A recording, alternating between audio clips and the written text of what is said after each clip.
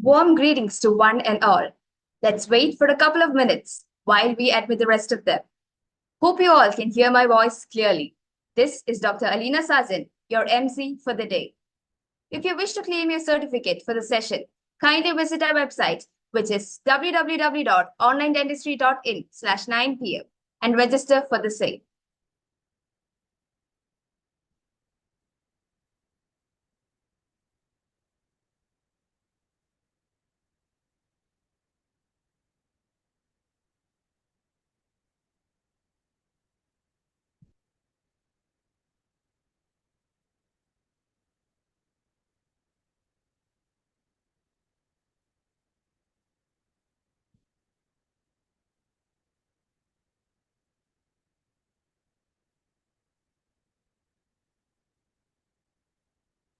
Once again, welcome back to the last free online session of Online Dentistry at 9 p.m. of the year 2023 with yet another amazing faculty.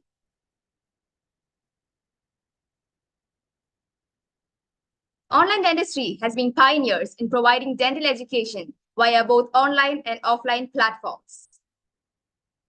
It has been over 14 years that Online Dentistry has been conducting sessions for clinical practitioners across the globe.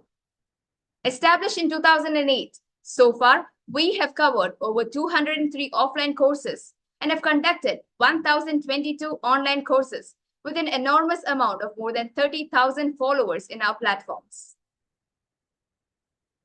Let me proudly introduce the CEO of Online Dentistry, Dr. Binu T. Abraham, who is one of the finest practitioners in town, an orthodontist by profession, a passionate photographer, and he owns his private practice at Kerala Dental Clinic, Alua. Currently interested in educating thousands of clinical practitioners across through online and offline sessions.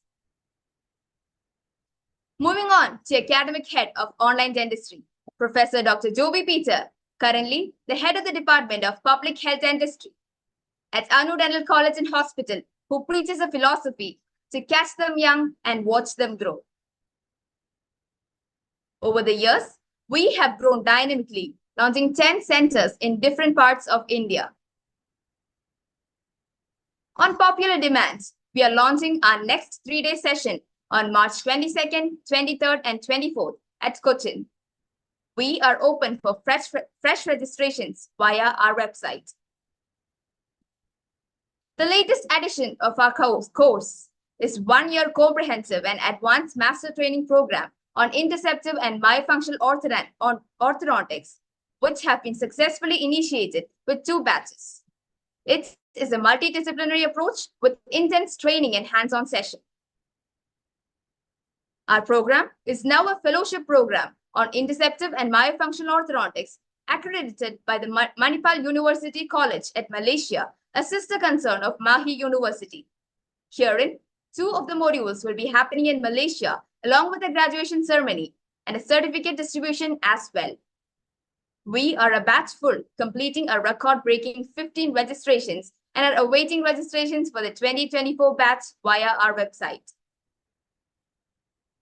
You can always feel free to reach us in our WhatsApp numbers or visit our website, which is www.onlinedentistry.in, or else you can mail us at onlinedentistry.in@gmail.com.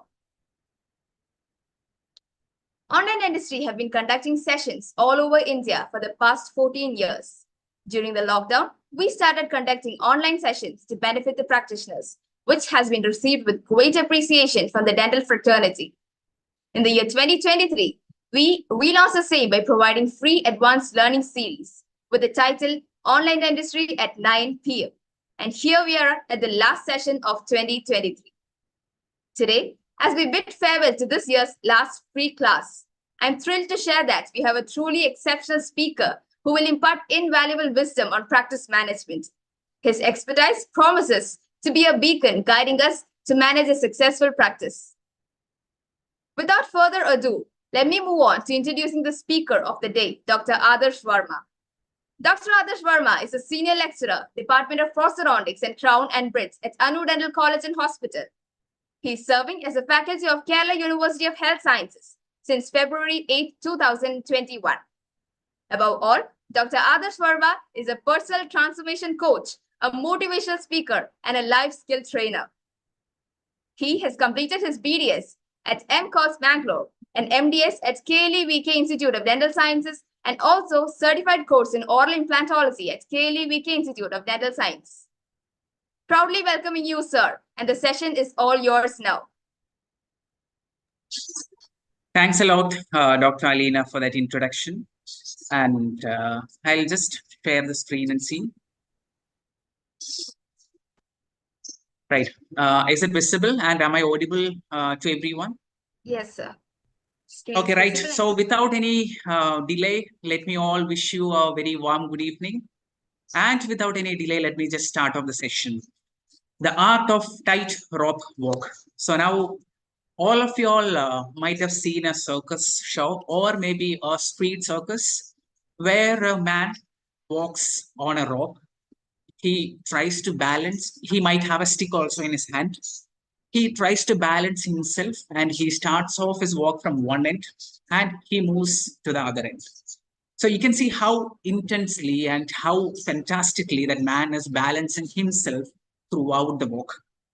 So now when we look at our life, it is again,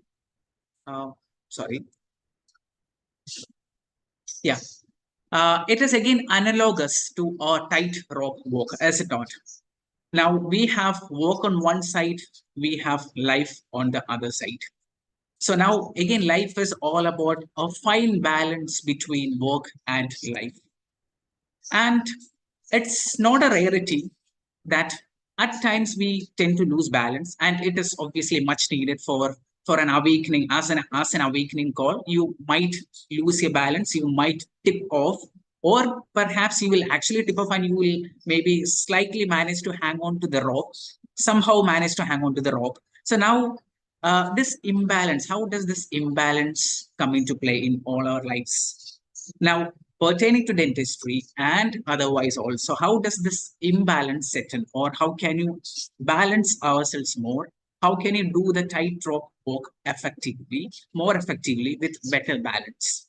That is what we call as work-life balance. On a very common basis, we all use the term work-life balance, right? Or is it just a ballooned up analogy from the Western world? Now, before I go into work-life balance per se, let me just show you one more analogy of the same. Many years ago, first time when I was in United States, they took me to restaurants which was TGIF. I said, what's TGIF? They said, thank God it's Friday. So what? No, the thing is Friday afternoon means already they stopped working and they're thinking of a party. So they're living for the weekend. One who suffers the week and lives for the weekend is a very miserly life, isn't it? How come you don't enjoy the week? It's very important that you don't make this distinction, what is work and what is life. If what you're doing is not your life, please don't do it. From the moment we are born till we fall dead, we're doing only life, life and life alone, nothing else but life. Work shouldn't be like death. Disclaimer, no promotion for anything. It was just a random video which I picked from YouTube, which I found very useful. And the analogy that Sadhguru tells again it's actually very true. Now, what we do at our workplace is actually a part of our life. And what the time that we spend in family, along with our friends, our relatives, and all the other time other than your workplace, the so-called office, whether it be a clinic, whether it be your hospital, whether it be your college. So the time other than that is also life. Now, the time that you spent in your workplace per se is again a part of your life, is it not? But then all of us are not as spiritually awakened as other spiritual leaders, including Sadhguru. And we have to accept the fact that at times we live in a slightly different, maybe a materialistic world. And obviously we have good days and bad days as well. And also when we see our home, or maybe our time with our friends and relatives, and we play different roles, right? That of a father, son, mother-in-laws, uncle, and so on. And these roles are more earned than given. And because of this very same fact that we have many roles to play at different places in different ways, we have to live up to many one's expectation. And therefore it is a mandate, or it is no one likes to carry work to home or home to work. We would like to keep it slightly apart. We would like to keep it slightly away. So when we are in this rat race, there should actually be a small distinction between our work, and there should be a small line, there should be a small separation, and it has to be balanced. So now that small separation is our rope. That is what is our tight rope. Now we are going to walk on it with balance, right? So now how do we play these roles in the best ways possible? How do we live up to these expectations at different places in different ways? And how do we balance and do the tightrope walk in the most effective ways possible?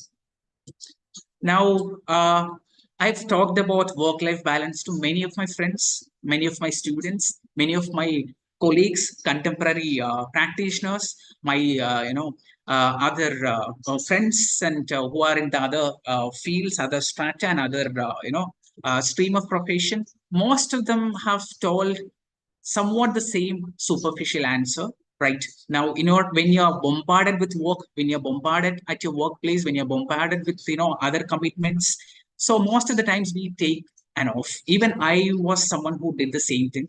When I actually thought, when you're bombarded with so many things, you take an off, you change the atmosphere, you go for a vacation or for a long drive, or you spend more family time, or you go for maybe a bike ride for an international trip and maybe change in routine. So these are like the most common experiments which most of us do.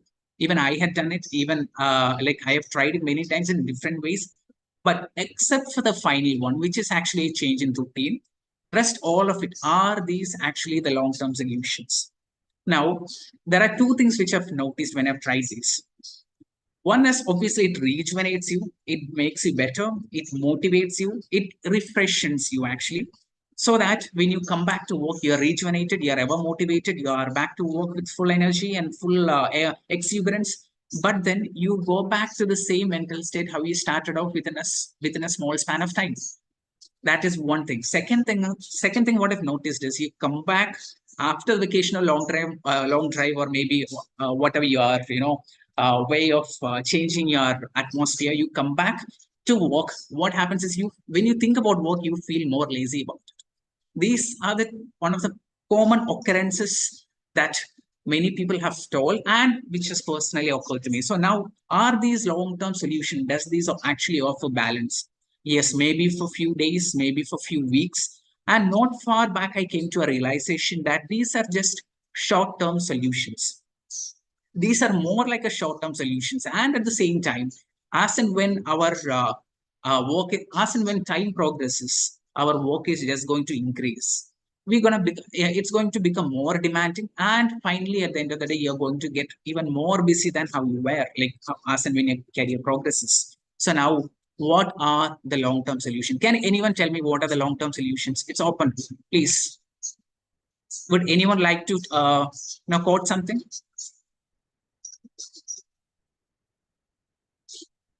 Anyone, like Anything that comes to your mind for regarding the long-term solutions?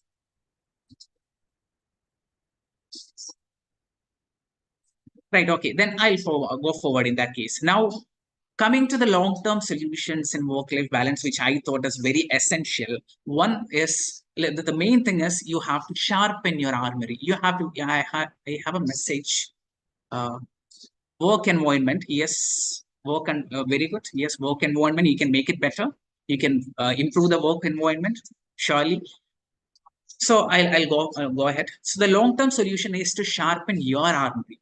Now, what skill set you have, what mindset you possessed, and the way you operate. Now you can make it better. You can sharpen it because we are totally out of control when it comes to many things regarding you're surrounded by so many satellites now. So many things are out of control. So now the best solution is to turn back inside.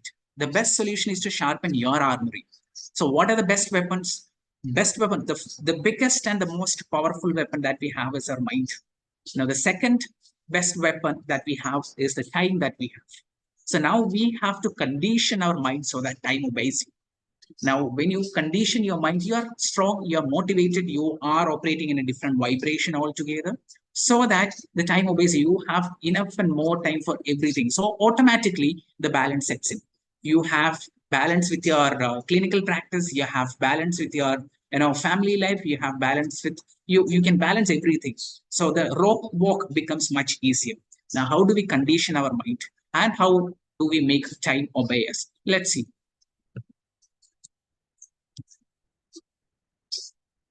So now, how do we condition our mind and make time obey us? Now, the best answer here is when we take our mind, the most powerful aspect of our mind is subconscious mind. Now, how do we program? How do we condition this mind so that we can achieve balance? Now, when we tell our mind, we go to Himalayas and we go to lift Himalayas and then come back home the same day to meet our family, mind actually obeys it. But most of the time, we forget to tell it. Your mind is so powerful that whatever we suggest to our mind will find a way to obey it. But most of the times, we forget to tell it. We forget to improve our efficiency by suggesting it to the mind. We forget to improve our efficacy by suggesting your mind the same thing. So now we are going to see how do we do the suggestion, how we are going to talk so that the balance sets in. Can anyone tell me, or maybe in the chat box, who is this person? Can anyone take a guess? Anyone? He's a very old guy. Okay, the name of this person is Andrew Carnegie. So he was an industrialist who lived in early 1900s, and he became so rich that his riches started to affect the economy of United States of America. So now everyone was so fascinated how he got rich. And even in Napoleon Hill's famous book, Think and Grow Rich, there is a mention of Andrew Carnegie. So now an interviewer came in and asked Andrew Carnegie, how come you became so rich? What is the reason for your immense riches? So Andrew Carnegie told something which is very striking. So he told, the main reason why I became is because of the fact that I can concentrate on one thing for 5 continuous minutes. One thing for 5 continuous minutes.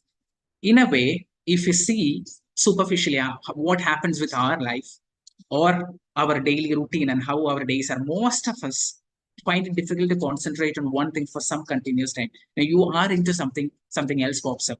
When you are dealing with that something else, your phone beeps. When you are catering to your phone, someone is at the doorstep, or maybe something comes up in your clinic, something comes up in your department. You cannot complain. You can just that you are out of control about so many things. Now again, going back to what I told, the best way to condition it is to sharpen your armory. How can you concentrate? How can we talk? How can we suggest our mind so that your thought and your action stays on the course? So one of the main cause of imbalance is our inability to hold a thought and lack of attention. That's when we find ourselves with lack of time. That is why Talk to yourself at least once in a day. Otherwise, you may miss meeting an excellent person in this world. By the great Swami Vivekananda. As I told before, now we are going to see how you are going to talk to yourself, how you all are going to suggest to yourself. Now, as I told before, again, we are going to do the rope walk, tight rope walk. But then now we are going to keep elephants on our rope and still walk with balance.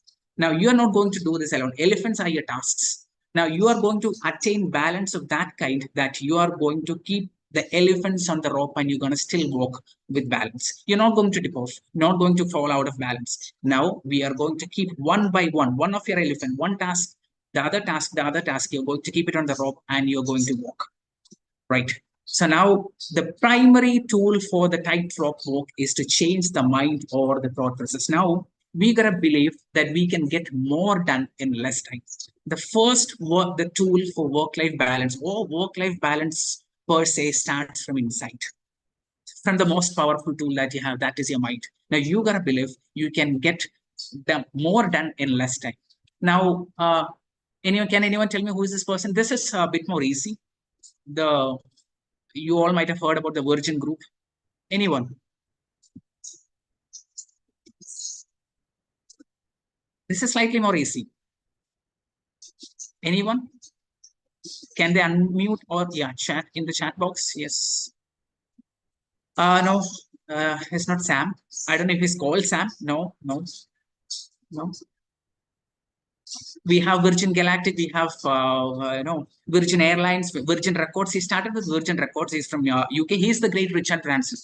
Now, Richard Branson has nearly 400 companies under him.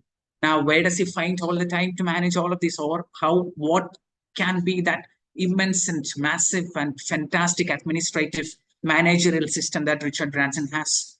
Even he has only 24 hours. He leads a family life. Now, how is this possible? So you can ask yourself, how is this possible? This is nothing inhumane. You can counteract all the tasks at both ends. Now I'm going to show a very small video.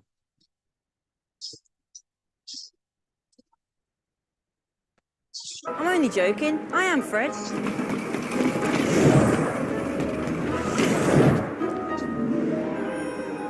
Excuse me.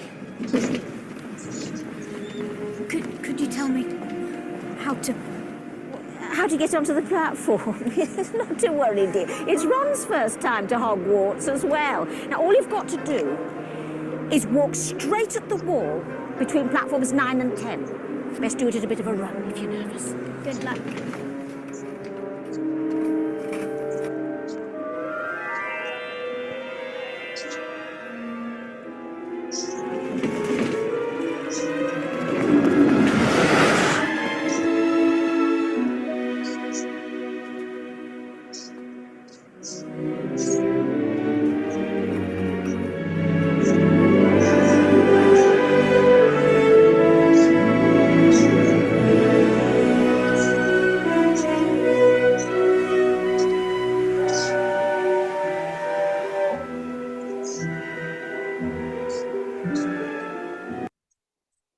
Right, then the sequence doesn't need any kind of explanation.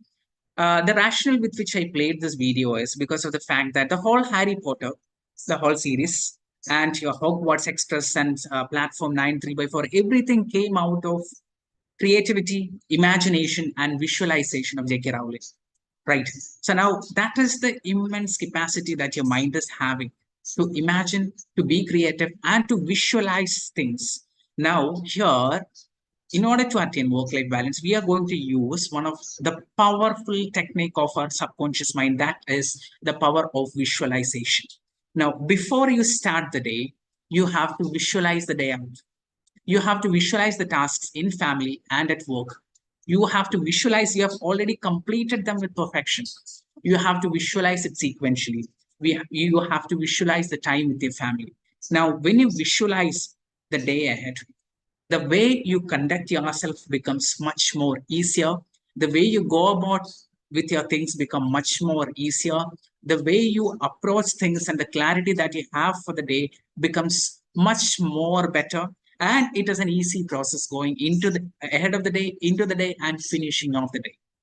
Now, you have to visualize the tasks at your clinic. You have to visualize the tasks at your home. You have to visualize the commitments that you have towards your friend. Now you have to you can visualize it sequentially, and you can also visualize how you're going to end your day. Now, visualization does amazing things for you. It changes the way you operate. It changes the vibration with which you operate. And now, when you visualize, what happens is you're automatically widening that tight rope. So automatically you're going to gain balance. Automatically, when you widen the rope, what happens is you have a crystal clear clarity of what you want to do. And with that clarity, you can plan your day out, you can plan your weeks out, and you can plan your month out. And maybe, how much ever you want to plan, with that clarity, you can plan the best. With the plans laid out, we can execute it the best way possible. Now, when you visualize, your day becomes easy, the way you conduct becomes easy, the way you go about with your things become easy. And with that, you have immense clarity on how you are going to conduct. And you, with the clarity, you can plan the best. And you can prioritize things. Now, we are going to dissect how to prioritize, because prioritizing becomes one of the integral part in work-life balance. Now, with that, you can carry elephants. As I told before, we can keep elephants on the rope and still work with balance. Now, let's see about prioritizing things. So now, when we talk about priorities, as I told before, we have, all of us have so many tasks lined up each day. It's not just one or two. We might have so many, might be small, might be big. We have so many tasks. But then, when we have so many tasks lined up every day, it is important early morning you keep the biggest and the worst elephant on the rope.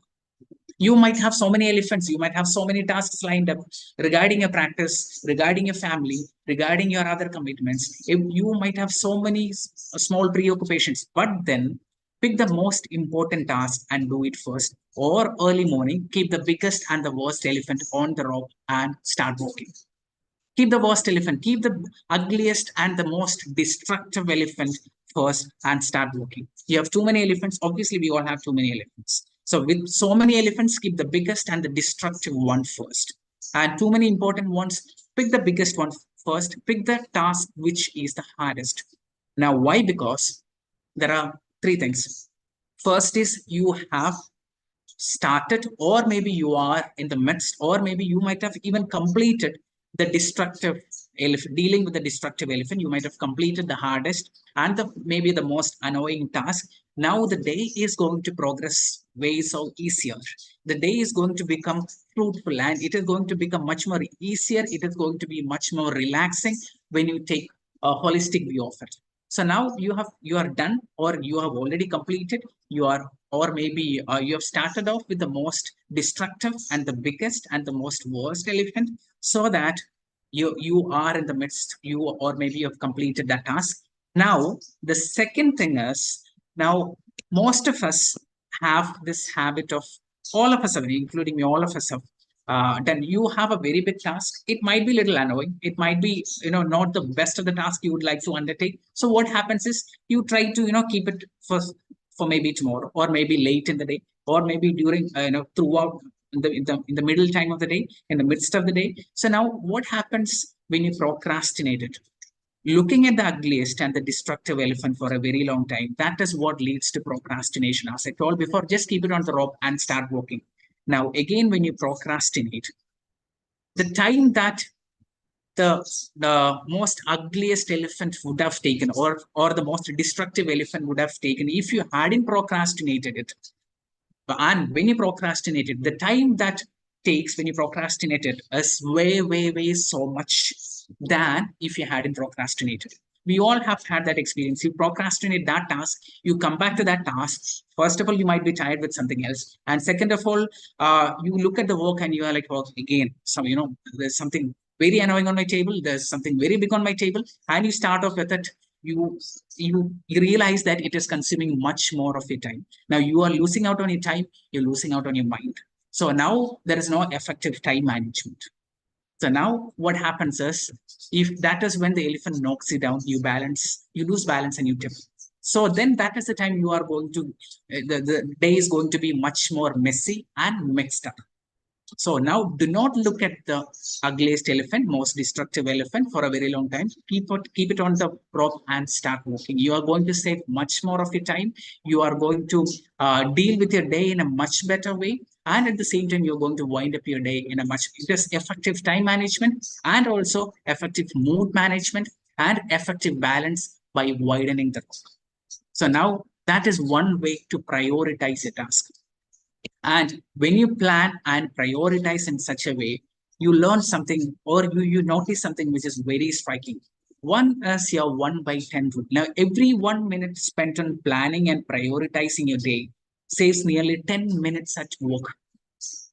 Now, if you don't have priorities, you don't have plan for a day, you work haphazardly, you work mixed up and messed up, then what happens is there is no effective time management.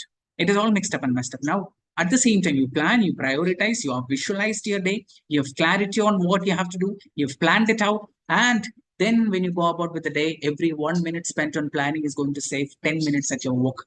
And at the same time, a rough calculation of 10 minutes of planning and prioritizing saves around 2 hours at work, 2 hours. So this is a scientifically laid down rule. So the conduct becomes easy. The way you go about with your things becomes easy. So you have time to cater to your clinical practice. You have time to cater to your than ever.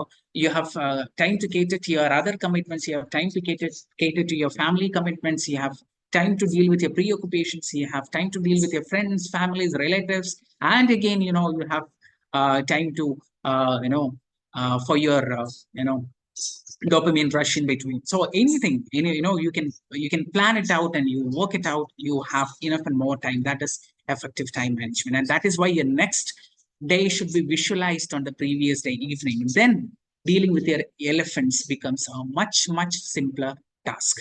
And as I told before, now putting Andrew Carnegie once more into the picture. When you talk and visualize the events and the role in your daily life, you understand something invaluable. That is what is called as the law of constraints. Now, it states that the constraint, if not identified in itself, consumes more time than the procedure itself. Now, say, for example, I have an implant case for the next day. So now I am imagining about the case. On the previous day, I'm imagining about the case. I'm imagining I'm giving the incisions. I'm reflecting the flap, giving the osteotomy, torquing the implant in place, then putting the sutures up. And I have completed the procedure, came back, and again I have a rewind. I'm visualizing before I go off to sleep. I have, you can recap the day. So now while you're recapping the day, I found out, or while I was visualizing the procedure, I found out flap reflection consumed 15 minutes of my work time, whereas my suturing, my osteotomy, and my implant placement, everything consumed, all of it consumed only 15 minutes. But my flap reflection alone consumed another 15 minutes. Now undoubtedly, the constraint here is the flap reflection. Now, that is why it states that if the constraint or the bottleneck here, the constraint, if not identified in itself, consumes more time than the procedure itself. So it states this. Science tells that all the procedures that you undertake on a daily basis has a constraint. Now, you might be a fantastic driver, but then you might not be a very good storyteller. But then you have to find out what is that constraint that doesn't make you a good storyteller. But then you might be a very good storyteller, but then you might not be a very good organizer. So then you're going to find out what is that bottleneck or that constraint that does not make you a very good organizer. So that comes from visualizing. That comes from clarity. That comes from planning and prioritizing. And that is when you understand the law of constraints. And that is why you have to identify the bottleneck, you have to resolve that constraint, and you have to master that constraint. And that is why it is told the rule of 20/80. That is why it is told it's actually the 20% of what you do that determines 80% of your result. As I told, when you identify that constraint perfectly in your day-to-day life, when you identify that bottleneck perfectly in your daily routine, that 20%, if you are taking care, that is what is going to determine 80% of your result. Now, if had I been taking care of my flap reflection, had I been identifying the bottleneck, had I been resolving that, Now, I wouldn't have taken 15 minutes for flap reflection. Instead, I would have taken only 5 minutes if I had mastered that constraint. Now, that is saving out on my time. That is making my procedure much more easier. That is going to bring immense balance. And that is why visualization, clarity, and planning is very important along with prioritizing. So again, rule states that 20% of your action is what is going to determine 80% of your results. And that is why you gotta have a plan. What is the most impactful and destructive elephant that I have on a daily basis? What can I do and only I do that makes the biggest difference in my work and my life?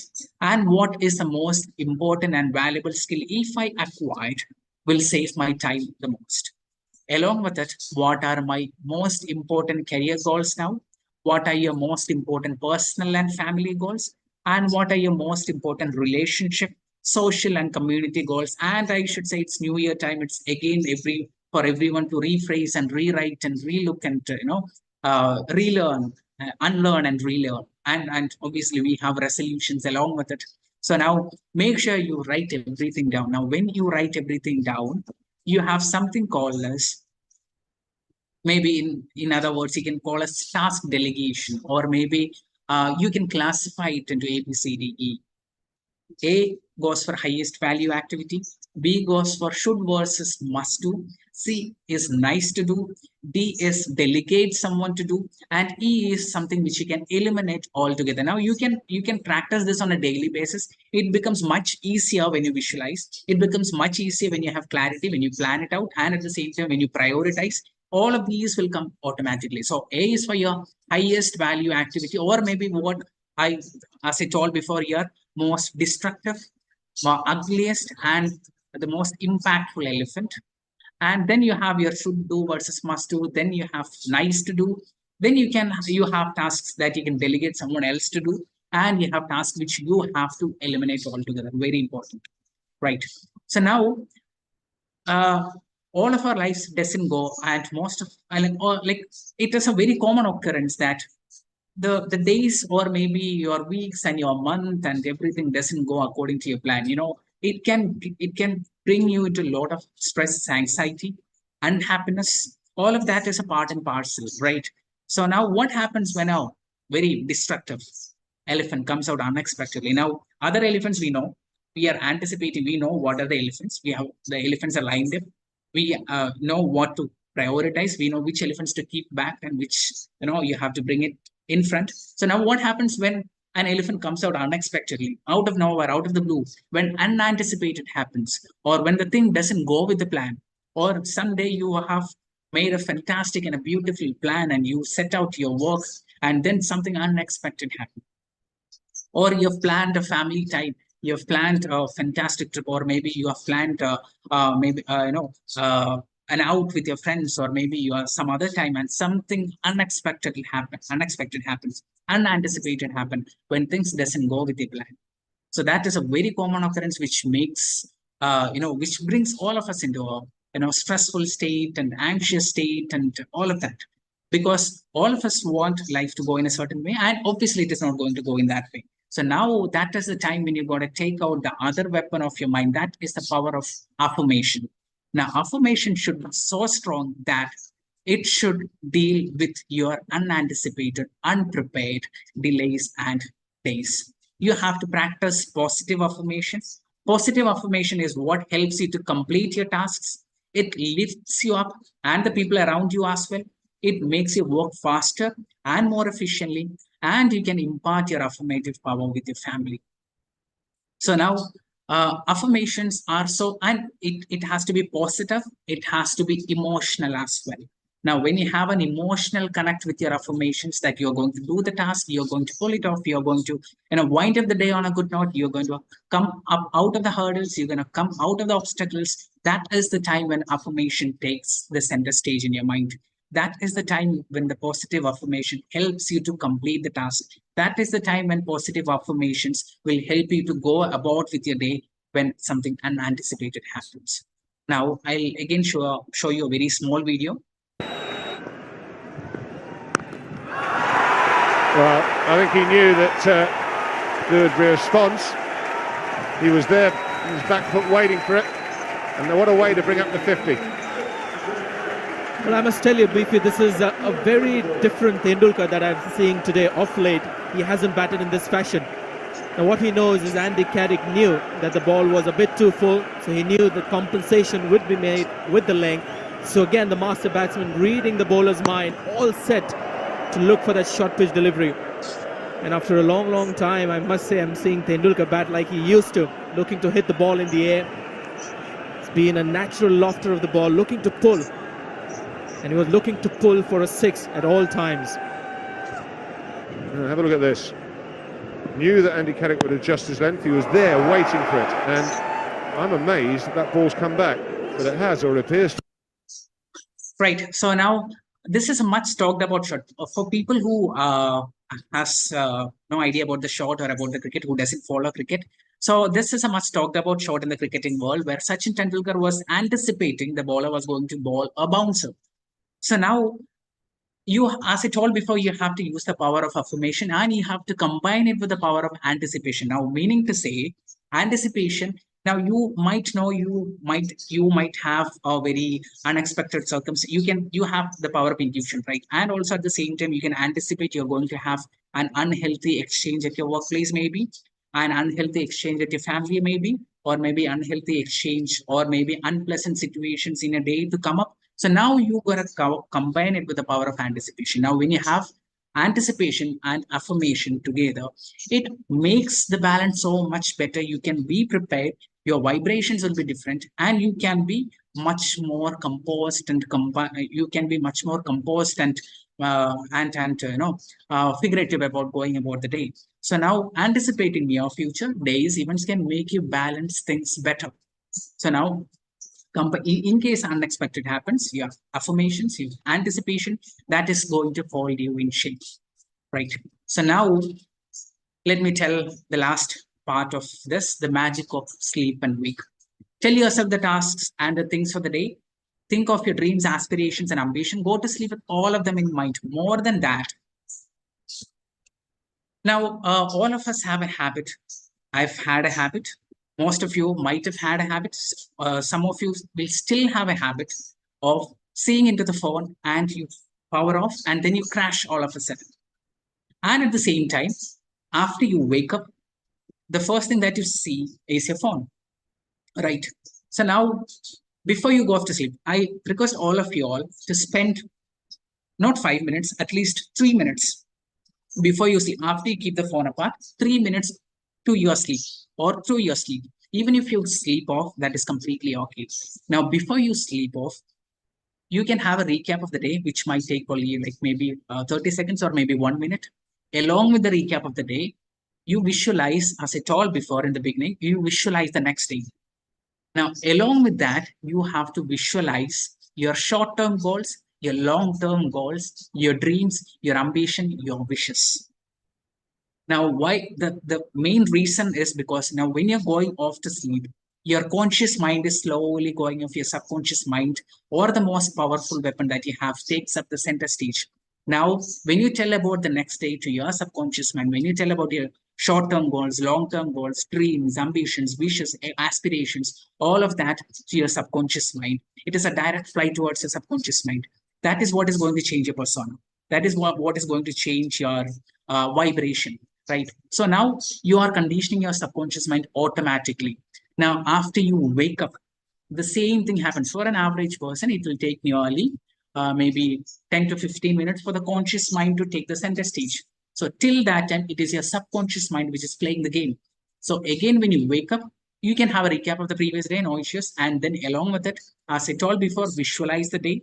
And then along with it, tell your dreams, tell your ambition, tell your aspirations, tell your plans for the day, visualize the day, and along with it,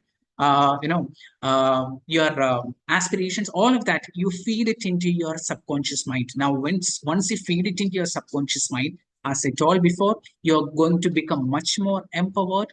Your work-life balance is going to be much, much better. And at the same time, how you're going to go about with the day changes, thereby you'll have more time. You have already started prioritizing. Once after you are awakened, once your conscious mind is set, you have your more the destructive elephant waiting for you to keep it on the rope, and then you're going to start walking with the prioritizing. You are going to save your time, and the way you go about with the day slowly changes. And never go to sleep without a plan for the next day at your home and at your work. Never wake up from the bed without visualizing about the plan. And again, the final one, the power of prayer. Now, which we all do. Pray. You can along with it, when you go off to sleep after this, and when you wake up, you can always pray. Prayers gives you focus. It helps you to concentrate more, and also it helps you to keep your mind relaxed, and it keeps you calm. Yeah, and one more point I would like to add regarding the sleep and wake cycle is, say for example, you are imagining everything off, and like that you've gone off to sleep. Now, most of the times, what you see in your dreams is what you think about in sleep. Now, if you're seeing yourself that you have completed your task for the next day, you are seeing yourself that you've achieved your dreams, aspirations, ambitions. That is the biggest convincing factor that you can give for yourself. That is the biggest conviction that you give for yourself, and that is when you sparkle more with confidence. That is when you excel fantastically well. That is when you're going to surprise yourself at your work, at your life, and when it comes to everything. So now prayer is something which keeps you calm. And having said that, keep calm, trust the process, enjoy a few imbalances, that is completely okay. Enjoy a few uncertainties, that is also completely okay. Thou shalt find your balance. Happy New Year, and thank you all for the patient listening.